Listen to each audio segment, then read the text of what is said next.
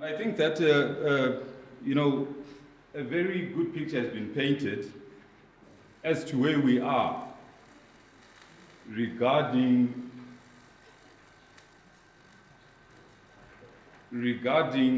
the property industry. And a lot has been said regarding databases.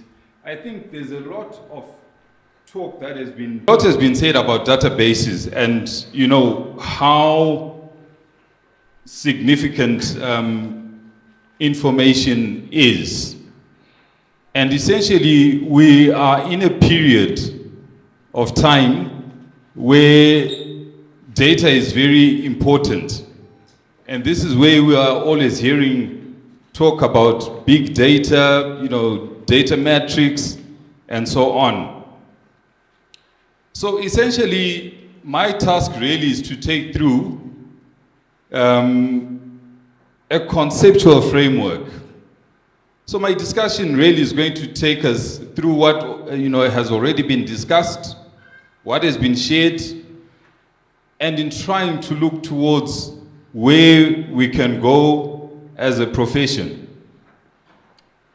So I'm going to touch on a number of issues, as indicated on the slide: valuers as economic enablers, integrity of data in the valuation profession, data alignment to industry needs, fundamentals of valuation databases, valuation inputs, and in trying to establish whether Zimbabwe, does it have the requisite databases, structure of data sources in the valuation industry, suitability of databases, and a valuation database roadmap.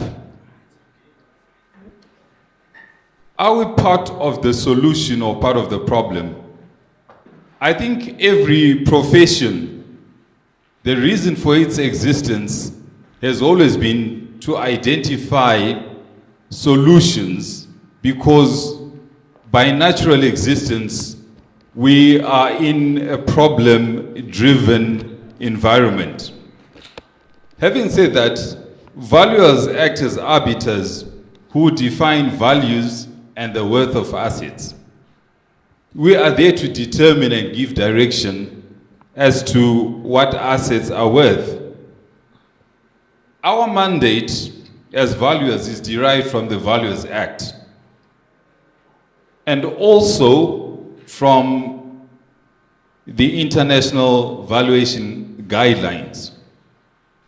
These two institutions give us direction and a guideline as to where our positioning is as a critical enabler in the economy, as a critical participant in all aspects of decision making, whether it be purchases that are being made, whether it is mergers that are occurring, whether it is disposal of assets, or generally the need to understand what one's worth is. Underlying these decisions and our responsibilities as valuers is the integrity of data in the valuation profession. Some of the previous speakers have already pointed this out. We need reliable information which can be trusted and which is derived from a credible source. We need information that is accurate, meaning that it must be factual and correct. Remember, we're looking at this and trying to move towards the issue of creating a database or understanding what a database within the valuation profession should give to us. Data must be consistent. I think consistency has been a very big issue. There are a lot of variances that have been noted within valuations, and largely this is because of the inconsistency of information, of data. There's no common thread, which then allows us to come up with a very robust valuation model. And the information or the data must be transparent. We need to understand, was the transaction or source of information devoid of undue influence? This is where it is necessary to interrogate information, understand information. I'll revert back to the definition of market value, which at some point says that we must ignore any premium that has been infused into a transaction. So this is where we also look at the transparency of information in order to have a consistent, reliable, and accurate representation of value. I want to quickly go through to various industry needs and how data can be articulated or presented. First of all, we have geospatial data, which simply means information that is associated with a specific location on the Earth's surface. It includes data about physical features such as terrain, rivers, buildings, as well as human-made objects and activities. Geospatial data is typically represented using coordinates and can be analyzed and visualized to gain insights into patterns, relationships, and trends in a geographical sense. This is one element which I find conspicuously missing within our land management systems. The ability to integrate our physical structures to a geospatial alignment. Then we have property data. This is information about a legally defined property which has been demarcated through an official survey to establish its location, coordinates, and land area. It includes details about their physical characteristics, ownership, location, transaction history, and market value. Moving on, let's look at real estate data. There's a bit of a difference between real estate data and property data. Real estate data, in this instance, we're looking at properties, their purpose, their values, their ownership, and attributes, including property listings, sales records, rental prices, property characteristics, and market trends. I know most of us here have a strong alignment to the commercial property sector. How do we relate this to the aspect of data? Commercial real estate data refers to information and statistics related to properties used in business for business purposes, such as offices, retail space, and industrial facilities, and includes details about property characteristics, market trends, rental rates, occupancy rates, sales transactions, ownership information, and other relevant data. You will see where this becomes important towards the end of the presentation, because this is where we derive the core aspects that speak to the issue of our databases. Prof said that we're not going to be dealing with definitions. Unfortunately, it's gone out.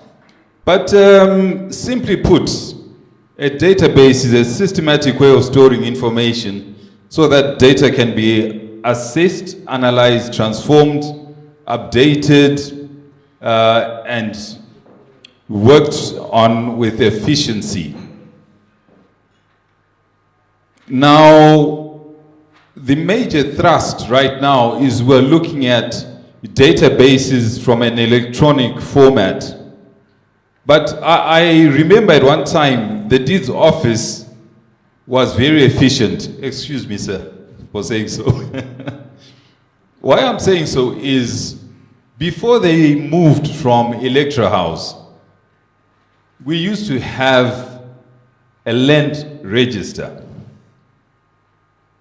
Now, part of the process of conveyancing was to ensure that the land register was updated. But what was the land register? It was a thick book, almost a meter wide, long, which had a folio for each property. You could actually then look at the transactions of that property within that one folio. They've tried to duplicate that within the current computerized system, and I assume it works efficiently. But I think the foundation that the land register gave was one where recorded information was very accurate, was reliable, and I think was prone to less errors than what we do have within the current system. So let's look at the fundamentals of valuation databases. The first aspect that I want us to understand is that everything that we're looking at from a valuation perspective is derived from our mandate, which is the Valuers Act. And the Valuers Act prescribes that valuations are done using the international valuation standards. So generally, these set forth requirements for the conduct of all valuation assignments, including establishing the terms of engagement, basis of value, valuation approaches and methods, and reporting, and are designed to be applicable to all types of assets and for any valuation purpose. Just a quick refresher course on valuation. The most common approach, which is used most of the time, not approach per se, but the basis, is the market basis. In terms of hierarchy, we start off by looking at the market comparable approach. Then the second, we look at the income approach, then the cost approach. As valuers, this is very basic to all of us. I'm sure that nobody is new to these elements. So I'll move on to the next aspect. Within the IVS, there is a discussion on the inputs that are required. These are also aligned to the International Financial Reporting Standards. We've got hierarchy number 1, which looks at information that is obtained absolutely from market transactions. I'm not saying market-related transactions, but market transactions. The second one looks at what I'll then look at as market-related transactions that are comparable. Then the last one, the third level of hierarchy, looks at information that has been sourced or produced by the valuer, having made assumptions and looking at the market performance and other attributes that are specific to the property. But why are we looking at valuation inputs? What is their relevance now that we're talking about the valuation database? From the comparable approach, I'll touch quickly on a few of these, but not on all of them. The transaction price is always the key point that we want to establish. This is where we extract most of our data from. But in order to do that, in order to analyze all this, we're looking at, depending on the type of property, your gross lettable area, your gross construction area, duration of transaction, and so on and so on. Why is this information important? Further on, I will discuss on the various sources of information and their credibility and reliability. But the comparable approach normally falls within either the first hierarchy or the second level hierarchy in terms of valuation. Now, the income approach looks at largely contractual rental income and market rental income and other aspects such as your occupancy rates, operational costs, which you'd be familiar with from a commercial point, capitalization rates, treasury bill rates. Why did I put that? Do we still have treasury bills in Zimbabwe? We used to have them, I think before 2004, before the economy crashed. It crashed 2004. That's when banks would buy bricks in order to preserve their capital. Yes, it did happen. But that period changed the complexion of Zimbabwe. It is from that point that everything got pear-shaped. Before that, you could actually value reliably, look for information within the newspaper or the internet by then, which was credible and reliable. It takes me back to, I think of, if I'm valuing a property in South Africa, I'll probably look at an FNB report, see what discount rates are on offer or are appropriate, and also I will look at the variance in terms of the discount rate is normally not even 1% or 2%. But in Zimbabwe, I probably will value a commercial property at a rate of, cap rate 6%. Then I'll jump to about 7.5% because of maybe some attributes. It's not in good shape. But that gap also shows that there's something wrong with our data metrics in the economy. Something is not right with our information. The last valuation input looks at costs, the cost approach, which really looks at the construction costs of a building and related data such as its terrain, its built-up area, and we use that as a basis of analyzing the value, assuming we then use the depreciated replacement approach.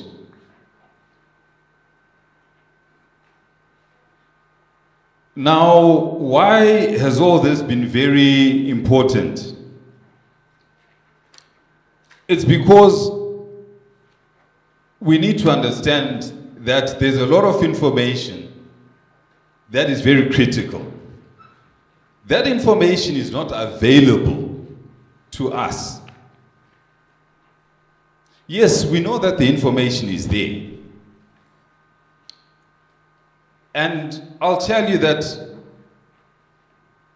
we've got about 2 particular organizations, Classified Zimbabwe and Property Book. They are the largest holders of information regarding properties.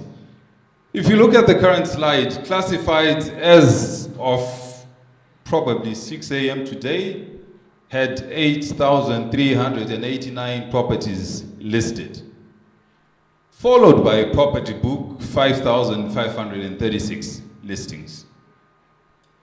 The top agency only has 436 listings, followed by another one, 395. Deeds Registry, they do a lot of transactions. The point is, we have not yet reached the capacity or the understanding of data mining. There's a whole lot of priceless information that somebody is holding that we do not know how to use. Why am I saying we do not know how to use? First of all, we've got estate agents who will sell a property but do not know how to milk the cow. Valuers know how to milk the cow. You know what information you require. It's not just about, well located in a pristine area, is this super 5-bedroomed house to meet your luxurious needs and entertain your guests. As a valuer, I always grieve when I see that. It's a good comparable, but devoid of substance, right? You know, valuations should always be defensible. Information that is held by these organizations should allow us to analyze, based on maybe the building footprint, to understand the value contribution of each component of a property. Some time ago, when we were doing rating valuation, we used to use the main space equivalent. The main house would be given a rate of 1, and then every other improvement would be related to that and would be given a value less than 1. But this was determined empirically in order to establish the relationship. That was then. Today, we don't have people who've gone that far.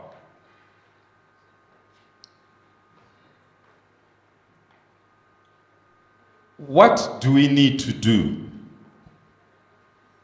The whole discussion today, I think the last 2 or 3 discussions, have really been around how we need to extract information. What sources of information do we need? There was mention of a property index. South Africa did have a property index. Stan Guran, I think that's his name, then sold that to IPD. Am I correct, Francis? But it's IPD who... No. Stan used to work for IPD.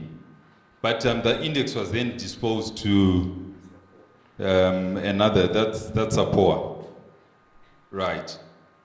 What I'm saying is, in South Africa, there are a lot of reports that come out. People understand the significance of data. Even I think it's Rod Consultancies or Rod Valuation Surveyors, is one of the preeminent South Africans who has managed to upscale and build up data analysis to a very high level. But this is the direction which we now need to take from a Zimbabwean perspective. Basically, what I wanted you to understand was we have a lot of data that is available, but we have not yet understood how to milk that cow.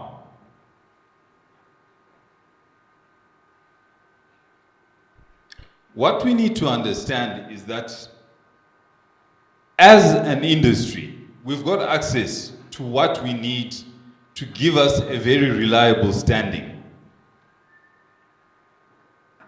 Out of interest, looking at this particular slide, structure of data sources in the valuation industry, how many people in this particular auditorium believe that we have a unified approach to data sharing? Nobody believes we have a unified approach. Okay. How many believe that we have a silo effect to data sharing? Silo effect is, if you know the GMB silos, they are very tall.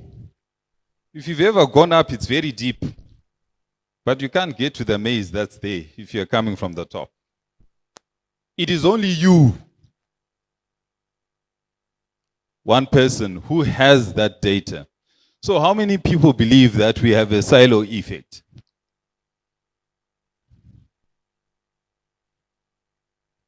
Okay. Don't be shy. I just want to see.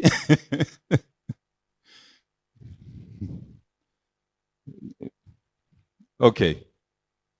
That's about 25%. How many people believe that we've got a fragmented approach to data sharing? Going once, going twice. Oh, okay. So that's another maybe 25%. So we've got about 50% silo effect, fragmented effect. Who believes that we do not have an ability to share data? Don't be shy, sir, please. If we're at an auction, we'd actually have purchased at a very low price as the only bidder. Okay. No, we're representative of the market out there. And it's good to understand where we are as an industry, because this is what will then define how we move on. The challenges that we're facing currently are a lack of research. I think this has already been said. Fragmented information, which you have also agreed to. Lack of collaboration. Slow pace in digitization. Now, this is interesting. Slow pace in digitization. Deeds office. How many projects have you had? Okay, don't answer. Okay. Surveyor General is currently digitizing a lot of their work. When you look at this in the long term, hopefully the deeds office will be aligned properly. We should be able to integrate the deeds office and the Surveyor General, right? This will then allow a relationship relationship-now database to be constructed, whereby we are then able to access both the deeds and the Surveyor General. And this is what we have in the South African environment. In South Africa and in some other countries, you can access the deeds office and have information. I remember one speaker mentioned that they would love to see issues like what improvements are noted on some of these platforms. And we can get to that level. So in summary, what we need to do as a country, and more so as a profession, is to have a single point database, which then allows us to structure information or to be able to manipulate information in a manner that allows us to have consistency, reliability, transparency, accuracy, and credibility. I hope that as the Valuers Council, we will then be able to promote such a project. I believe that there are ways of financing such projects which can be accessible. There are parties that are always interested in unlocking value, within land management systems, so that we are then able to create value for the nation, but also for external investors. When they come on board, we will then have a very transparent means of assessing our transaction prices, property values, and the level of discrepancies will then be reduced. So this really is a challenge that we have, and I believe that the local authorities which are represented here can be part of that platform. Zimra, through your CGT, information, I think actually Zimra is one of the best positioned entities, Because when you do your ZIMRA assessment, you also give a lot of information, right? That allows analysis. Unfortunately, at times ZIMRA, you need to use valuers more often. Let me put it that way. But you do have adequate information. City Council, through your rates clearance system, you also have the capacity, to allow a database to be created. So I think we have all the elements that we need to engage through stakeholder consultation, participation. We can come up with something that will allow us also as a profession to have a very credible standing. Let's work together and create a viable resource through our data systems. Thank you very much.